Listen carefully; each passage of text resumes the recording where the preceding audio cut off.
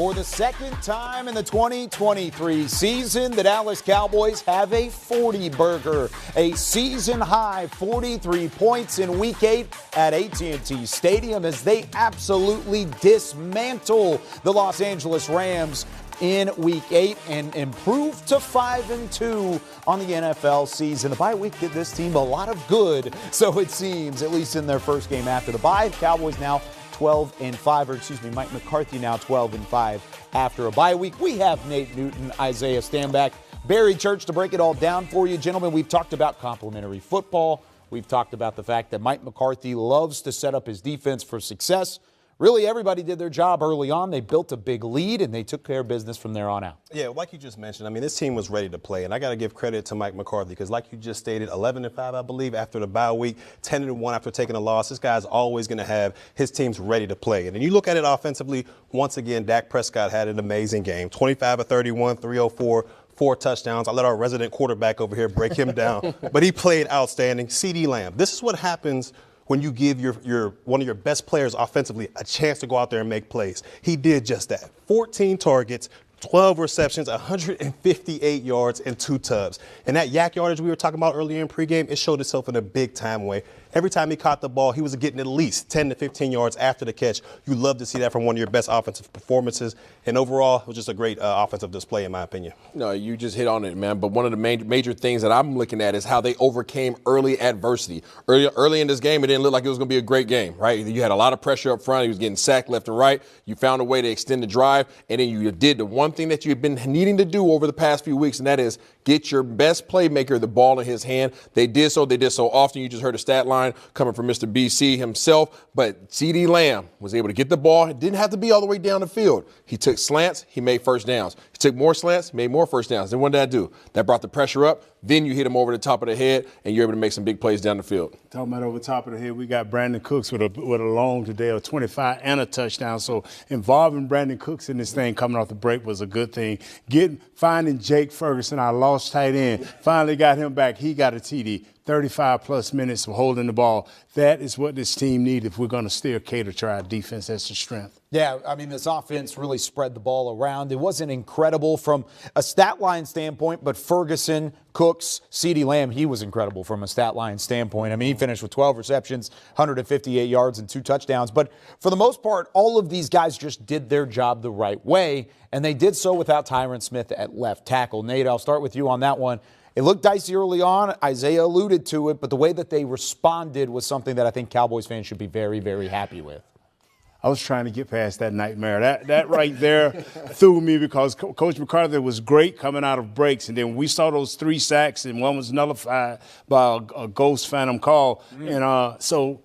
But they got it going, and they pulled it together, and they did it without Tyron. They found a hitting the short passing game, hitting CeeDee Lamb, hitting Tony Pollard out of the backfield because they had no running lanes. It seemed like they had no passing lanes, but they found a way. Coach McCarthy found a way with the short passing game that turned into big runs, and it was successful. Yeah, I mean, you figured it out, and that's ultimately what you have to do. You know, you're going to have adversity at some point in time in the game, and it just so happened that they had it in the first series. But in that first series, they found a way to overcome the adversity, which was pressure from the opposing defensive line. Aaron Donald was eating. Defensive end and the Rams were eating. You mentioned that phantom call. Hey, every so often it is Halloween season. You go ahead and you take that phantom call, but what do you do with it? You go out there and you score a touchdown, and that's how you have to respond. When you're giving gifts, you got to make sure that you go ahead and open up those packages. And like you guys said, I mean, Aaron Donald, he's still that guy. I mean, he's still that guy that demands double teams, triple teams, whatever you want to call it. He's going to get that work done. Got out there and got 2 sacks, but I love what you guys said. That offense was able to respond out there. And what did we see from Dak Prescott? When that offensive line started breaking down, he started using those legs more often. He's buying time for his wide receivers to go out there and make plays, and that's the best version of Dak Prescott you can see. Let's talk about the defense a little bit here. 20 points allowed. It was almost all in garbage time because apparently garbage time was midway through the second quarter. But the most part, the defense did what they needed to do. They put pressure on Matthew Stafford. They forced a couple big incompletions, had the turnover, the pick 6 to Deron Bland. He was fantastic.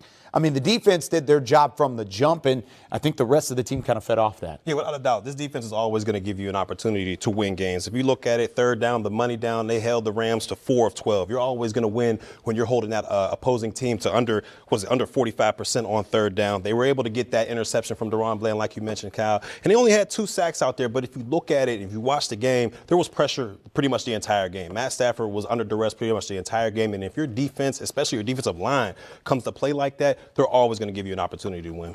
Yeah, we talked about the stat in the pregame show. Okay, the Dallas Cowboys came into this game only giving up an average of 177 yards passing per game. Well, Matthew Stafford had 162. You did a great job negating him. Obviously, late in the game, you gave up a few more yards, but it didn't really matter. Game was well within wraps. Okay, so they did an amazing job of continuing to negate teams from being able to pass the ball. You talk about 2 of the more dynamic receivers in the game today. Okay, regardless of name, you had Cooper Kupp and Puka Nacua that came in here and was trying to do their best to make plays on the field, but because of the pressure up front, again, for the second week in a row, right, or on second game in a row, all right, against a Los Angeles team, you were able to go out here and put pressure on the quarterback, make him uncomfortable, and because of that pressure, not necessarily the sacks, because of the pressure, you're able to force turnovers. DaRon Bland, again, his 3rd interception for return for a touchdown out of his 4 interceptions on the year. That's major. That's because of that front pressure. In our pregame show, we talked about the bear look. We talked about covering your center and your 2 guards. That's what the Cowboys did early in the game. And it got Mike off to a good start. He came in with a short crossover on the center, got to the quarterback for a sack, and it just seemed like it started snowballing from that part. I don't know what that little gorilla thing he be doing. I don't know what that's called. It's a lion crawl. That's what it is. Okay, it's lion. But he get that low. Okay. They got it done. And that's ultimately the But when case. you see, when Micah, you are a leader.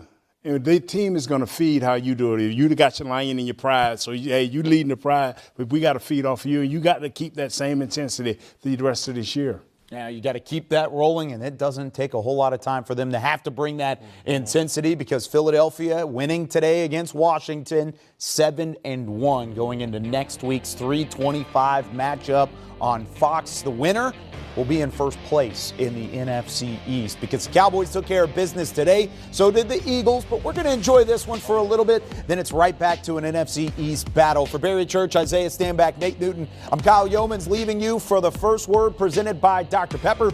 We have Cowboys Game Night and Cowboys OT coming your way later this afternoon on DallasCowboys.com.